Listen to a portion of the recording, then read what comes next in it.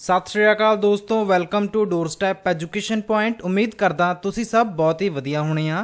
A the video which असी गल करन जा रहे हां मास्टर कार्डर हिंदी प्रैपरेशन दी।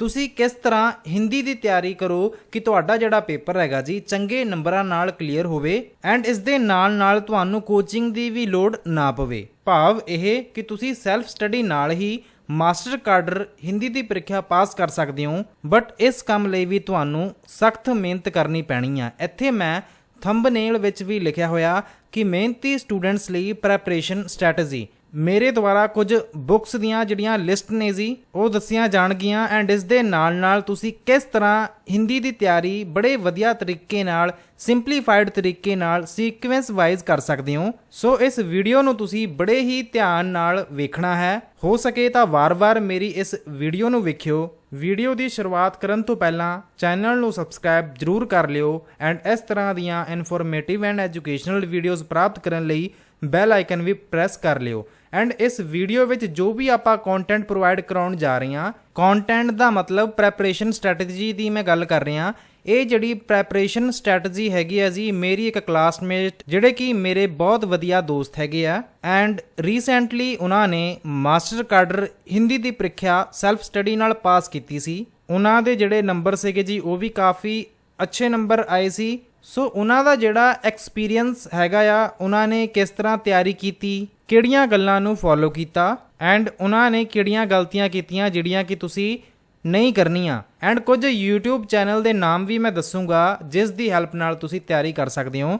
ਸੋ ਵੀਡੀਓ ਦੀ ਸ਼ੁਰੂਆਤ ਕਰਦੇ ਹਾਂ। ਵੀਡੀਓ ਨੂੰ ਲਾਈਕ ਜ਼ਰੂਰ ਕਰ ਦਿਓ ਐਂਡ ਜਿਨ੍ਹਾਂ ਦੁਆਰਾ ਇਹ ਪ੍ਰੈਪਰੇਸ਼ਨ ਸਟ੍ਰੈਟਜੀ ਲਿਖੀ ਗਈ ਹੈ ਜੀ ਉਹਨਾਂ ਦਾ ਨਾਮ ਸਿਮਰਨ ਹੈਗਾ ਜੀ। ਸੋ ਤੁਸੀਂ ਕਮੈਂਟ ਸੈਕਸ਼ਨ ਵਿੱਚ ਸਿਮਰਨ ਨੂੰ ਥੈਂਕਸ ਜ਼ਰੂਰ ਕਰਿਓ। ਮੈਂ ਤਾਂ ਜਸਟ ਪ੍ਰੈਜ਼ੈਂਟ ਕਰ ਰਿਹਾ ਜੋ ਕੁਝ ਉਹਨਾਂ ਨੇ ਲਿਖਿਆ ਹੋਇਆ ਸੀ। ਮਾਸਟਰ ਕਾਡਰ ਹਿੰਦੀ ਦੀ ਤਿਆਰੀ ਕਰਨ ਤੋਂ ਪਹਿਲਾਂ ਤੁਸੀਂ ਇੱਕ ਜ਼ਰੂਰੀ ਕੰਮ ਕਰਨਾ ਆ। ਜ਼ਰੂਰੀ ਕੰਮ ਇਹ ਹੈ ਕਿ ਜਿਹੜਾ ਸਿਲੇਬਸ ਹੋਊਗਾ ਉਹਦਾ ਤੁਸੀਂ ਪ੍ਰਿੰਟ ਆਊਟ ਕਢਵਾ ਲੈਣਾ ਆ। ਪ੍ਰਿੰਟ ਆਊਟ ਕਢਾਉਣ ਤੋਂ ਬਾਅਦ ਤੁਸੀਂ ਉਹਦੀ ਰਿਵੀਜ਼ਨ ਕਰਨੀ ਹੈ। ਉਸ ਸਿਲੇਬਸ ਨੂੰ ਚੰਗੇ ਤਰੀਕੇ ਨਾਲ ਯਾਦ ਕਰ ਲੈਣਾ ਹੈ, ਕਿਉਂਕਿ ਤੁਸੀਂ ਪੇਪਰ ਦੀ ਤਿਆਰੀ ਤਾਂ ਫੇਰ ਹੀ ਕਰ ਸਕਦੇ ਹੋ ਜੇਕਰ ਤੁਹਾਨੂੰ ਸਿਲੇਬਸ ਬਾਰੇ ਪਤਾ ਹੋਊਗਾ। ਸੋ ਸਿਲੇਬਸ ਨੂੰ ਤੁਸੀਂ ਰੱਟ ਲਓ, ਯਾਦ ਕਰ ਲਓ, ਜਿਵੇਂ ਤੁਹਾਡਾ ਦਿਲ ਕਰਦਾ ਉਵੇਂ ਕਰ ਲਓ, ਬਟ ਜਿਹੜਾ ਸਿਲੇਬਸ ਹੈਗਾ ਜੀ ਉਹਨੂੰ ਤੁਸੀਂ ਚੰਗੇ ਤਰੀਕੇ ਨਾਲ ਯਾਦ ਕਰ ਲੈਣਾ ਆ। ਜਿਵੇਂ ਕਿ ਕੋਈ ਕਹਾਣੀਕਾਰ ਹੋ ਸਕਦਾ ਹੈ, ਕੋਈ ਨਾਵਲਕਾਰ ਹੋ ਸਕਦਾ ਹੈ। ਸਿਲੇਬਸ ਵਿੱਚ ਜਿੰਨੇ ਵੀ ਨਾਵਲਕਾਰ ਕਹਾਣੀਕਾਰ ਹੈਗੇ ਨੇ ਜੀ ਉਹਨਾਂ ਦੇ ਨੇਮ ਤੁਸੀਂ ਚੰਗੇ ਤਰੀਕੇ ਨਾਲ ਯਾਦ ਕਰ ਲੈਣੇ ਆ ਐਂਡ ਤੁਹਾਨੂੰ ਇਹ ਵੀ ਪਤਾ ਹੋਣਾ ਚਾਹੀਦਾ ਹੈ ਕਿ ਸਾਡੇ ਸਿਲੇਬਸ ਵਿੱਚ ਕੀ ਕੁਝ ਦਿੱਤਾ ਹੋਇਆ ਹੈ।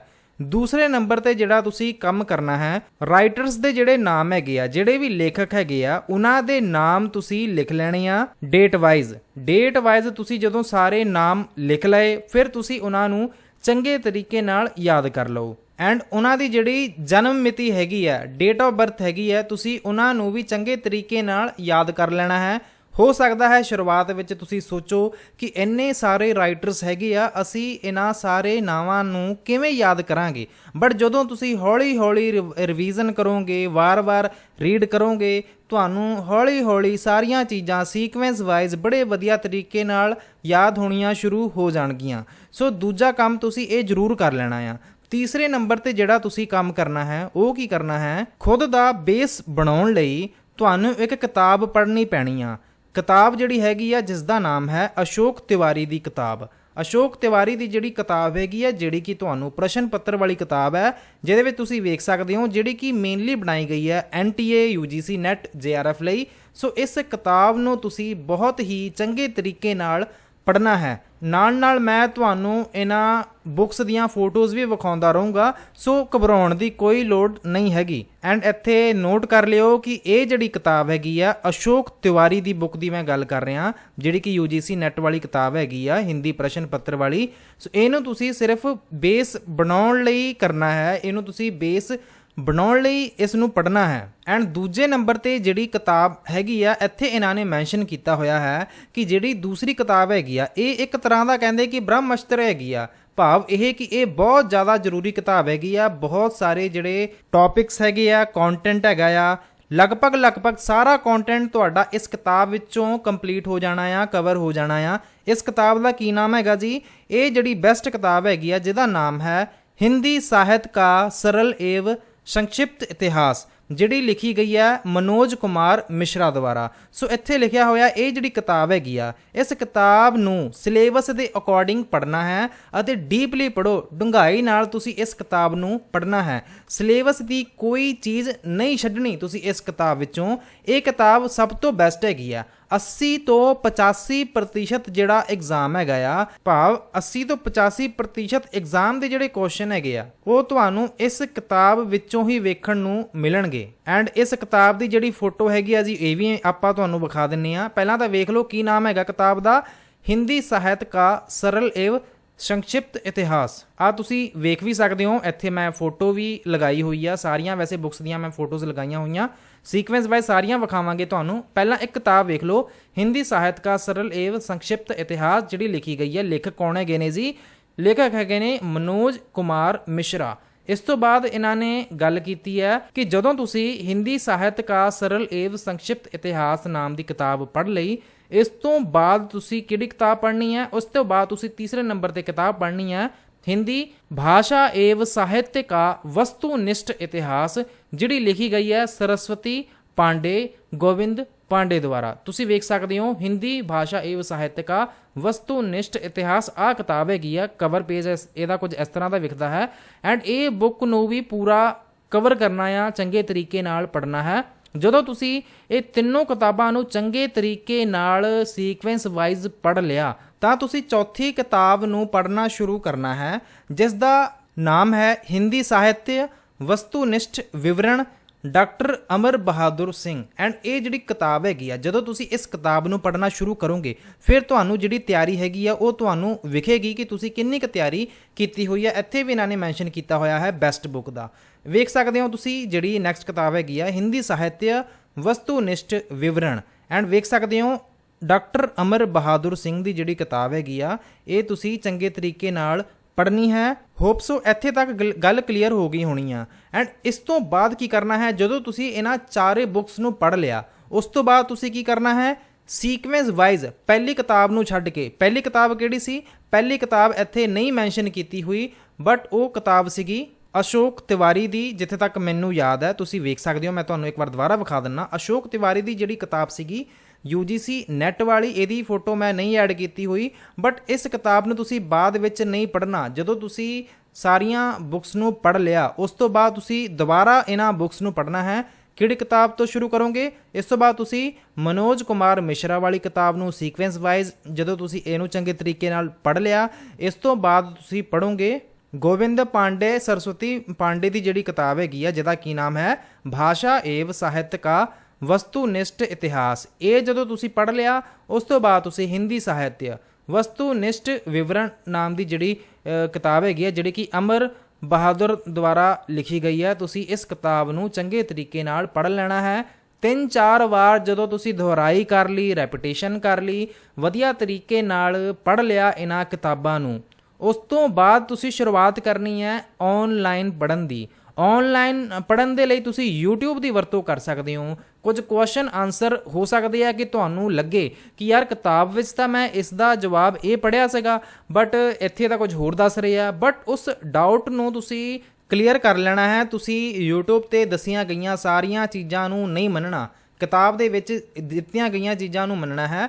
YouTube ਤੇ ਜਸਟ ਤੁਸੀਂ ਪ੍ਰੈਕਟਿਸ ਜਾਂ ਫਿਰ ਰਿਵੀਜ਼ਨ ਪਰਪਸ ਲਈ ਪੜ੍ਹ ਸਕਦੇ ਹੋ। ਜਿਵੇਂ ਕਿ ਇੱਥੇ ਲਿਖਿਆ ਹੋਇਆ ਹੈ ਕਿ ਤੁਸੀਂ ਬੁੱਕਸ ਨੂੰ ਇੰਪੋਰਟੈਂਸ ਦੇਣੀ ਹੈ, ਪ੍ਰਾਇਓਰਟੀ ਦੇਣੀ ਹੈ। ਇੱਥੇ ਇੱਕ ਹੋਰ ਗੱਲ ਲਿਖੀ ਹੋਈ ਹੈ ਕਿ ਉਪਨਿਆਸ ਜਿਹੜੇ ਹੁੰਦੇ ਨੇ, ਜਿਹੜੀਆਂ ਕਹਾਣੀਆਂ ਹੁੰਦੀਆਂ ਨੇ, ਇਹ ਤੁਸੀਂ YouTube ਤੋਂ ਵੀ ਕਰ ਸਕਦੇ ਹੋ। ਸਿਲੇਬਸ ਨੂੰ ਤੁਸੀਂ 3-4 ਵਾਰ ਕਵਰ ਕਰਨ ਤੋਂ ਬਾਅਦ, ਵੈਸੇ 3-4 ਵਾਰ ਤਾਂ ਇਹਨਾਂ ਨੇ ਲਿਖਿਆ ਹੋਇਆ, ਬਟ ਮੇਰੀ ਤੁਹਾਨੂੰ ਸਲਾਹ ਹੋਊਗੀ ਕਿ ਤੁਸੀਂ ਵੱਧ ਤੋਂ ਵੱਧ ਇਸ ਸਿਲੇਬਸ ਨੂੰ ਕਵਰ ਕਰੋ, ਵਾਰ-ਵਾਰ ਪੜ੍ਹੀ ਜਾਓ। ਇੱਥੇ 3-4 ਵਾਰ ਲਿਖਿਆ ਹੋਇਆ, ਜੇ ਇੱਥੇ 3 0 ਤੇ 4 0 ਵੀ ਲੱਗੀ ਹੁੰਦੀ ਤੇ ਫਿਰ ਵੀ ਮੈਨੂੰ ਕੋਈ ਹੈਰਾਨੀ ਨਹੀਂ ਹੋਣੀ ਸੀ, ਕਿਉਂਕਿ ਜਦੋਂ ਤੁਸੀਂ ਵਾਰ-ਵਾਰ ਰਿਵੀਜ਼ਨ ਕਰੋਗੇ, ਵਾਰ-ਵਾਰ ਪੜ੍ਹੋਗੇ ਤੇ ਤੁਹਾਨੂੰ ਜਿਹੜੀਆਂ ਚੀਜ਼ਾਂ ਨੇ ਉਹ ਹੋਰ ਜ਼ਿਆਦਾ ਕਲੀਅਰ ਹੋਣਗੀਆਂ, ਕਲੈਰਿਟੀ ਵਧੂਗੀ, ਤੁਹਾਡੀ ਜਿਹੜੀ ਨੌਲੇਜ ਹੈਗੀ ਆ ਜਾਂ ਫਿਰ ਜਿਹੜੀ ਤੁਹਾਡੀ ਰੈਪੀਟੇਸ਼ਨ ਦੇ ਨਾਲ ਸਾਰੀਆਂ ਚੀਜ਼ਾਂ ਤੁਹਾਨੂੰ ਚੰਗੇ ਤਰੀਕੇ ਨਾਲ ਯਾਦ ਹੋਣਗੀਆਂ।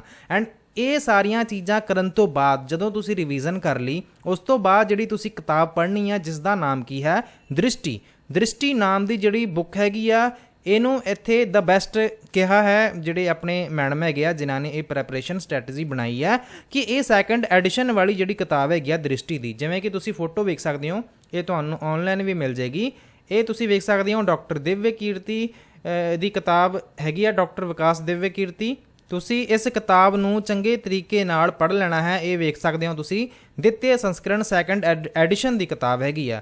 ਫਿਰ ਉਸ ਤੋਂ ਬਾਅਦ ਤੁਸੀਂ ਵਿਆਕਰਣ ਲਈ ਕੀ ਕਰ ਸਕਦੇ ਹੋ, ਜਿਹੜੀ ਗ੍ਰਾਮਰ ਹੁੰਦੀ ਹੈ ਸਾਰੇ ਦਿਨ ਵਿੱਚੋਂ ਘੱਟੋ ਘੱਟ ਤੁਸੀਂ ਰੋਜ਼ ਦਾ ਜਿਹੜਾ ਘੰਟਾ ਹੈਗਾ ਜਾਂ ਤੁਸੀਂ ਗ੍ਰਾਮਰ ਨੂੰ ਵੀ ਦੇ ਸਕਦੇ ਹੋ। ਵਿਆਕਰਣ ਕੇ ਲਈ ਕਿਤਾਬें ਕਿਹੜੀ ਕਿਤਾਬ ਹੈਗੀ ਆ, ਇੱਕ ਤਾਂ ਲੂਸੈਂਟ ਦੀ ਜਿਹੜੀ ਸਮਾਨਯ ਗਿਆਨ ਵਾਲੀ ਜਿਹੜੀ ਕਿਤਾਬ ਹੈਗੀ ਆ, ਇਹ ਤੁਸੀਂ ਮੰਗਾ ਲਿਓ। ਇਹ ਤੁਸੀਂ ਪੜ੍ਹਨੀ ਹੈਗੀ ਆ ਵਿਆਕਰਣ ਦੀ ਜੇ ਮੈਂ ਗੱਲ ਕਰਾਂ। ਉਸ ਤੋਂ ਬਾਅਦ ਤੁਸੀਂ ਕੇਂਦਰੀ ਹਿੰਦੀ ਵਿਆਕਰਣ ਡਾਕਟਰ ਗੋਪਾਲ ਵਰਮਾ ਦੀ ਜਿਹੜੀ ਕਿਤਾਬ ਹੈਗੀ ਆ, ਡਾਕਟਰ ਗੋਪਾਲ ਸ਼ਰਮਾ ਸੌਰੀ, ਇਹਨਾਂ ਦੀ ਜਿਹੜੀ ਕਿਤਾਬ ਹੈਗੀ ਆ ਜੀ, ਤੁਸੀਂ ਇਸ ਨੂੰ ਵੀ ਪੜ੍ਹਨਾ ਹੈ, ਇਹਦੀ ਹੈਲਪ ਲੈ ਸਕਦੇ ਹੋ। ਐਂਡ ਇਸ ਤੋਂ ਬਾਅਦ ਤੁਸੀਂ ਮਾਨਕ ਹਿੰਦੀ ਵਰਤਨੀ ਔਰ ਵਿਆਕਰਣ ਡਾਕਟਰ ਰਾਹੁਲ ਦੀ ਜਿਹੜੀ ਕਿਤਾਬ ਹੈਗੀ ਆ, ਤੁਸੀਂ ਇਸ ਨੂੰ ਵੀ ਚੰਗੇ ਤਰੀਕੇ ਨਾਲ ਪੜ੍ਹਨਾ ਹੈ। ਮਾਨਕ ਹਿੰਦੀ ਵਰਤਨੀ ਔਰ ਵਿਆਕਰਣ ਡਾਕਟਰ ਰਾਹੁਲ ਦੁਆਰਾ ਇਹ ਕਿਤਾਬ ਲਿਖੀ ਗਈ ਹੈ। ਇਸ ਤੋਂ ਬਾਅਦ ਇਹਨਾਂ ਨੇ ਗੱਲ ਕੀਤੀ ਹੈ ਕਿ ਉਪਨਿਆਸ ਕੇ ਲਈ ਕਿਤਾਬ, ਉਪਨਿਆਸ ਕੇ ਲਈ ਸਭ ਤੋਂ ਵਧੀਆ ਜਿਹੜੀ ਕਿਤਾਬ ਇੱਥੇ ਇਹਨਾਂ ਨੇ ਦੱਸੀ ਹੈ ਉਹ ਹੈਗੀ ਆ ਹਿੰਦੀ ਕੇ ਚਰਚਿਤ उपन्यासकार डॉक्टर भगवती शरण मिश्र। फोटो भी विखा देने आ जी, वेखो हिंदी के चर्चित उपन्यासकार डॉक्टर भगवती शरण मिश्र। ਇਹ ਕਿਤਾਬ ਤੁਸੀਂ ਪੜ੍ਹਨੀ ਹੈਗੀ ਆ ਜੀ। ਐਂਡ ਇਸ ਤੋਂ ਬਾਅਦ ਇਹਨਾਂ ਨੇ ਕੁਝ YouTube ਚੈਨਲ ਵੀ ਦੱਸੇ ਹੋਏ ਆ। ਐਂਡ ਜਿੰਨੀ ਵੀ ਮੈਂ ਪ੍ਰੈਪਰੇਸ਼ਨ ਸਟ੍ਰੈਟਜੀ ਦੱਸੀ ਹੈ ਇਹਦੇ ਵਿੱਚ ਮੈਂ ਤੁਹਾਨੂੰ ਕਿਤੇ ਵੀ ਇਹ ਨਹੀਂ ਕਿਹਾ ਕਿ ਤੁਸੀਂ ਕੋਚਿੰਗ ਲਓ, ਮੈਂ ਜਸਟ ਸੈਲਫ ਸਟੱਡੀ ਨੂੰ ਪ੍ਰਮੋਟ ਕਰ ਰਿਹਾ। ਐਂਡ ਸੈਲਫ ਸਟੱਡੀ ਦੇ ਸੰਬੰਧ ਵਿੱਚ ਹੀ ਮੈਂ ਇਹ ਵੀਡੀਓ ਬਣਾ ਰਿਹਾ ਕਿ ਜਿਹੜੇ ਸਾਥੀ ਕੋਚਿੰਗ ਫੀਸ ਨਹੀਂ ਦੇ ਸਕਦੇ ਜਾਂ ਫਿਰ ਸੈਲਫ ਸਟੱਡੀ ਨਾਲ ਹੀ ਪੇਪਰ ਆਪਦਾ ਕਰੈਕ ਕਰਨਾ ਚਾਹੁੰਦੇ ਆ, ਉਹਨਾਂ ਦੀ ਹੈਲਪ ਹੋਵੇ। ਐਂਡ ਜਿਨ੍ਹਾਂ ਦੁਆਰਾ ਇਹ ਪ੍ਰੈਪਰੇਸ਼ਨ ਸਟ੍ਰੈਟਜੀ ਬਣਾਈ ਗਈ ਆ ਉਹਨਾਂ ਨੇ ਵੀ ਸੈਲਫ ਸਟੱਡੀ ਨਾਲ ਹੀ ਇਹ ਪੇਪਰ ਕਰੈਕ ਕੀਤਾ ਸੀਗਾ ਜੀ। ਸੋ ਇਹਦੇ ਵਿੱਚ ਤੁਹਾਨੂੰ ਜਿਹੜੀ ਸਖਤ ਮਿਹਨਤ ਕਰਨ ਦੀ ਲੋੜ ਹੈਗੀ ਆ ਉਹ ਤੁਸੀਂ ਕਿਵੇਂ ਕਰਨੀ ਆ ਇਸ ਵੀਡੀਓ ਵਿੱਚ ਮੈਂ ਇਹ ਦੱਸਿਆ ਹੈ। ਐਂਡ ਜਿਹੜੇ ਚੈਨਲ ਹੈਗੇ ਆ ਜਿਹੜੇ ਕਿ ਤੁਸੀਂ ਵੇਖ ਸਕਦੇ ਹੋ ਉਹ ਹੈਗੇ ਆ ਜੀ ਹਿੰਦੀ ਲਿਟਰੇਚਰ ਵਿਦ ਅਰੁਣ ਕੁਮਾਰ। ਉਸ ਤੋਂ ਬਾਅਦ ਇਹਨਾਂ ਨੇ ਇੱਕ ਦੂਸਰਾ YouTube ਚੈਨਲ ਦੱਸਿਆ ਹੈ self study classes with Pinky.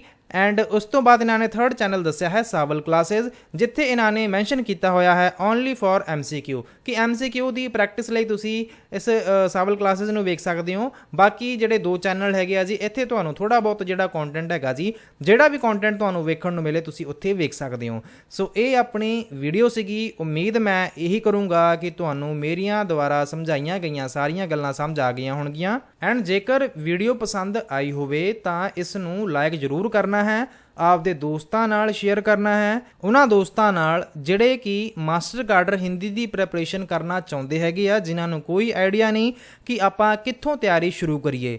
Books ਦੀ ਜਿਹੜੀ ਲਿਸਟ ਹੈਗੀ ਆ ਜੀ ਇਹਦੇ ਬਾਰੇ ਵੀ ਮੈਂ ਚੰਗੇ ਤਰੀਕੇ ਨਾਲ ਡਿਟੇਲ ਵਿੱਚ ਦੱਸ ਦਿੱਤਾ ਹੈ। ਸੋ ਇਸ ਨੋਟ ਨਾਲ ਹੀ ਵੀਡੀਓ ਨੂੰ ਕਰਦੇ ਹਾਂ ਖ਼ਤਮ। ਐਂਡ ਦੋਸਤੋ ਤੁਸੀਂ ਥੈਂਕਸ ਦਾ ਮੈਸੇਜ ਜ਼ਰੂਰ ਲਿਖਣਾ ਹੈ ਸਿਮਰਨ ਨਾਮ ਲਿਖ ਕੇ, ਕਿਉਂਕਿ ਇਹ ਜਿਹੜੀ ਵੀ ਪ੍ਰੈਪਰੇਸ਼ਨ ਸਟ੍ਰੈਟਜੀ ਬਣਾਈ ਗਈ ਸੀ ਉਹਨਾਂ ਦੁਆਰਾ ਬਣਾਈ ਗਈ ਸੀ। ਸੋ ਉਹਨਾਂ ਨੇ ਵੀ ਇਹ ਲਿਖਣ ਲੱਗਿਆਂ ਆਪਣੇ ਚੈਨਲ ਲਈ ਜਿਹੜਾ ਕੰਟੈਂਟ ਰਾਈਟ ਕਰਕੇ ਦਿੱਤਾ ਹੈ। ਸੋ ਉਹਨਾਂ ਦਾ ਇੱਕ ਥੈਂਕਸ ਕਰਨਾ ਤਾਂ ਤੁਹਾਡਾ ਬਣਦਾ ਹੀ ਹੈ। ਸੋ ਉਹਨਾਂ ਨੂੰ ਥੈਂਕਸ ਤੁਸੀਂ ਜ਼ਰੂਰ ਕਹਿਣਾ ਹੈ। ਬਾਕੀ ਵੀਡੀਓ ਤੁਹਾਨੂੰ ਪਸੰਦ ਆ ਗਈ ਹੋਣੀ ਆ ਤੇ ਤੁਸੀਂ ਲਾਈਕ ਵੀ ਜ਼ਰੂਰ ਕਰ ਦਿਓ, ਚੈਨਲ ਨੂੰ ਸਬਸਕ੍ਰਾਈਬ ਕਰਨਾ ਬਿਲਕੁਲ ਨਾ ਭੁੱਲਿਓ। ਇਸ ਨੋਟ ਨਾਲ ਹੀ ਦਿਓ ਇਜਾਜ਼ਤ। Thank you so much for watching. God bless you all.